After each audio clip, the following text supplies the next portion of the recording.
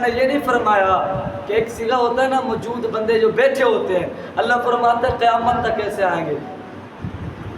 قیامت تک آئیں گے جو کہیں گے اشہد ان لا الہ الا اللہ و اشہد ان محمدن عبدہ و رسولہ، اللہ تو وحدہ لا شریک ہے، ہم گواہی دیتے ہیں تیرے سوا کوئی معبود نہیں ہے، حضرت محمد تیرا رسول ہے۔ مگر جب اذان آتی ہے تو بندہ کہاں ہوتا ہے؟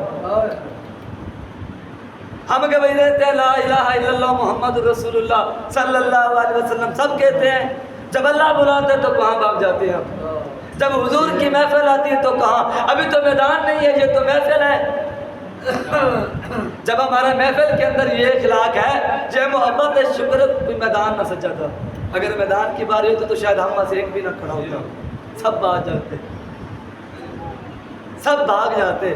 ہم کہتے ہیں آقا نام ہے نہ غلام ہے رسول کے غلام، کہتے ہیں بھائی غلامی رسول میں موت بھی قبول ہے، موت قبول کر لیے پر نماز نہیں قبول کی، نعرہ قبول کیا ہے مگر قرآن قبول نہیں کیا، نبی کا دین قبول ہی نہیں کیا۔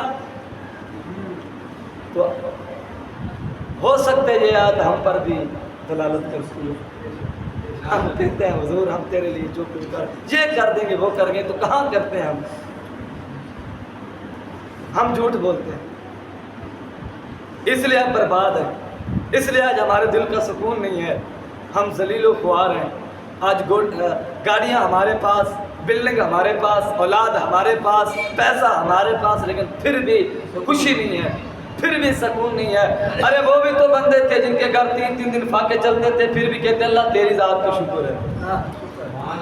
جائزہ اٹھا مولا علی کے گھرانے کا، حضرت علی ورگے حکمت والے ولیوں کے ولی، سردار ولی کے گھر 3 دن چولہا نہ جلتا تھا، کبھی شکوہ نہ کیا، نہ حسن نے کیا نہ حسین رضی اللہ تعالیٰ عنہ کیا شکوہ۔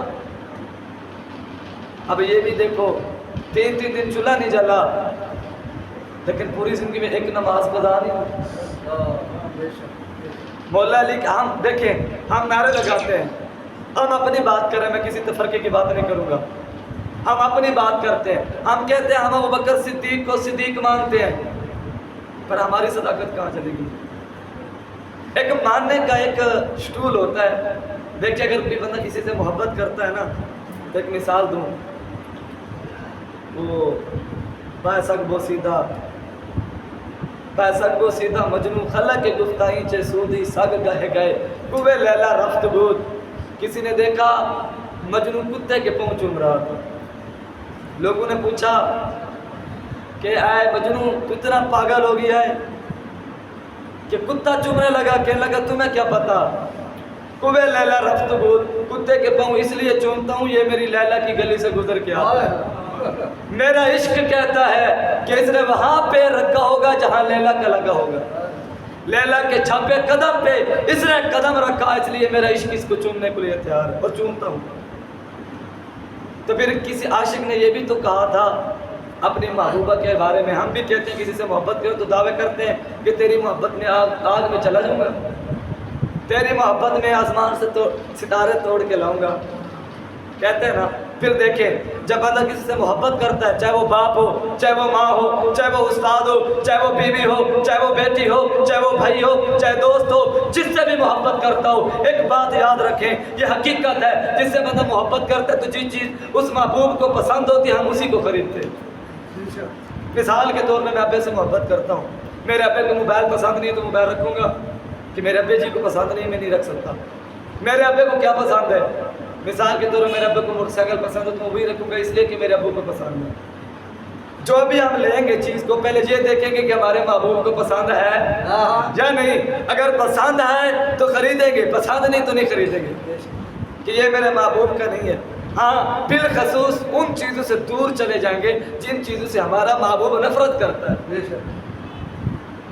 ہمارا محبوب جس چیز سے نفرت کرتا ہے وہ چیز کبھی خریدیں گے نہیں خریدیں گے، کہ یار جب اس کو پسند نہیں ہے ہم نے کر کے کیا کرنا ہے، لیکن اسی چیز کو ترجیح دیں گے، اس کی نقل کریں گے، اس کا حلیہ بنائیں گے، اس کی شکل اتاریں گے، اس کی نقل اتاریں گے جو محبوب کرتا ہے۔ پھر وہ بتاؤں عاشق کون لوگ تھے، کلمہ کس نے پڑھا، اس پہ عمل کس نے کیا؟ حضرت ابوبکر صدیق کی بارگاہ میں چلتے ہیں، عمر فاروق کی بارگاہ میں چلتے ہیں، حضرت عثمان بن نورین کی بارگاہ میں چلتے ہیں، مولا علی شیر خدا کی بارگاہ میں چلتے ہیں کہ انہوں نے کہا اشہد ان لا الہ الا اللہ و اشہد ان محمد رسول اللہ۔ آقا ہم گواہی دیتے ہیں تو اللہ کا رسول ہے، تیرے سے اللہ کے سوا کوئی معبود نہیں ہے، تو اللہ کا رسول ہے۔ جب یہ گواہی دی، جب میدان کا وقت آیا تو حاضر ہوئے، جب مال کا وقت آیا تو سوئی بھی گھر میں تھی تو وہ بھی لے آئے۔ آج ہمارے حال کیا ہے؟ اگر دنیاوی محفل ہو، فنکشن ہو تو ہزاروں والے لوٹ جاتے ہیں، مسجد کے حوالے سے، دین کے جہاد کے حوالے سے، دین کی خدمت کے حوالے سے بات ہے تو ہماری جیب سے 10 سے اوپر نکلتے نہیں ہیں۔ حقیقت بات ہے کہ چلے جاؤ وہ ایک جگہ پہ نا، ہمارا یہ مدرسہ تو نہیں، جس مدرسے میں ناظرہ کیا تھا تو وہاں ایک ریزن سکول تھا، اس کے ساتھ ایک بڑی بلڈنگ تھی، اتنی بلڈنگ ہی جو اسے چیمہ خان بلاتے تھے، بڑا خان تھا، اس کے پاس گاڑیاں، بڑی بڑی بلڈنگیں۔ تو ایک دن مسجد کا بل جو ہے وہ زیادہ آ گیا، تو ہمارے استاد کرام نے کہا کہ بیٹا بل تو اتنا آ گیا، تو اتنی ہماری تنخواہ نہیں، اتنا بل آ گیا۔ تو مسجد کے امام بھی خود تھے، متولی بھی تھے ہمارے استاد، تو کہا یہ کہاں سے گئے؟ تو پھر مجھے اور ایک میرے ساتھ طالب علم بھیجا کہ چیمہ خان کی کوٹھی پہ چلے، جو اس کا بڑا ڈیرا ہے، آنا جانا ہے لوگوں کا، بڑا مالدار ہے، کہ ایک دن وہ بھر دے گا تو کچھ نہیں ہوگا۔ تو ہم گئے اس کی کوٹھی پہ، تو ہمارے استاد نے بڑے فخر سے بھیجا، اتنا بڑا گھر ہے تو بل ادا ہی ہو جائے گا، خدا کی قسم میں مسجد میں بیٹھا ہوں، میں خود تھا، میں بل لے کر گیا تو میں نے کہا چیمہ خان صاحب جی، مسجد کے امام صاحب ہمارے استاد ثناء اللہ صاحب نے بھیجا ہے، تو یہ بل مسجد کا زیادہ آ گیا تو لہٰذا یہ بل آپ بھر دیں۔ اس نے کہا بل تو میں نہیں بھر سکتا، خدا کی قسم۔ اس نے جیب سے 100 روپیہ نکال کے دیا، جہاں مسجد کا بل تھا 18 تو 17,000، اس نے 100 روپیہ نکال کے دیا۔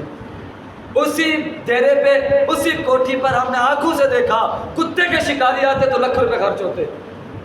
ہم نے گناہ گار آنکھوں سے دیکھا وہ کتوں کا شکار کرواتا تھا، جب کتے آتے تو کتوں کا کھانا بکرے بناتا، 40 ہزار کے بکرے ہے نا، وہ ذبح کر کتوں کو کھلاتا، لیکن جب مسجد کی باری آئی تو اس نے 100 روپے نکال کے دیے۔ یہ موجودہ میری زندگی کا حال ہے، 4-5 سال سے پہلے کا واقعہ ہے۔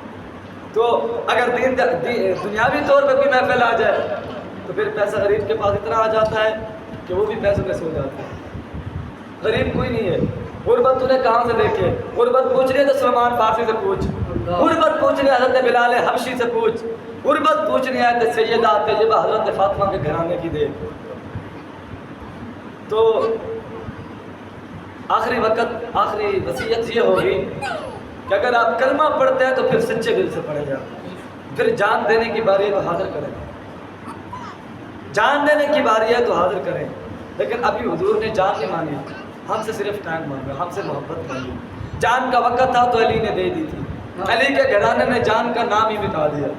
اس نے 72 جوان کو کربلا کے میدان میں شہید کروا کے کہا تھا حسین علیہ السلام نے کہ اب میں نے حق ادا کر دیا محمد کے دین کا۔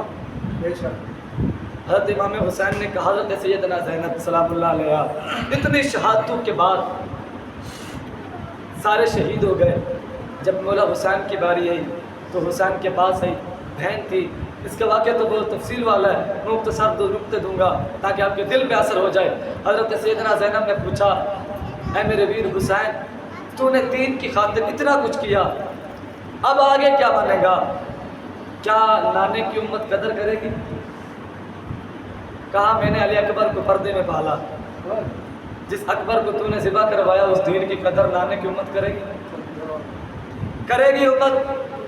حسین نے کہا، آگے اس کی مرضی، میں نے تو حق ادا کر دیا، میں نے تو اس دین سے اکبر پیارا نہیں کیا۔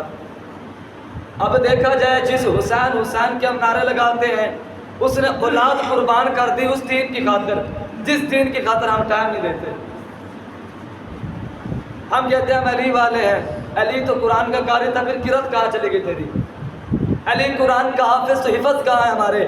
علی قرآن کا مفکر تو ذکر کہاں ہے ہمارے؟ علی قرآن کے محدث تو حدیث کہاں ہے ہماری؟ علی مسجد کے ساجد تو سجدے کہاں ہیں ہمارے؟ علی اللہ کے عابد تو عبادت کہاں ہے ہماری؟ علی کا گھرانہ پردے دار پردے کہاں ہیں ہمارے؟ ہماری بیٹیاں بازار میں سر ننگے جا رہے ہیں، پھر ہم کہتے ہیں ہم علی والے ہیں۔ علی ایسے کو گلے لگاتے ہیں، ہم علی والے نہیں ہو سکتے۔ میں بھی دعویٰ نہیں کر سکتا علی کبھی میں علی والا ہوں. پتہ ہے علی کا تقویٰ کتنا تھا؟ حضرت علی نے فرمایا تھا کہ سنو، ایک جگہ ہے، اس جگہ پہ شراب ڈال دی جائے. اس جگہ پہ یا یوں فرمایا کہ سمندر کے اندر شراب ڈال دی جائے، سمندر کا پانی ایک رقبے کو لگا دیا جائے، اس رقبے کے اوپر گھاس ہو جائے، میں وہ گھاس گھوڑے کو بھی نہیں کھلاؤں گا. نسبت شراب سے ہے، کیونکہ جو رقبے کے اندر پانی آیا اس میں کیا تھا؟ شراب.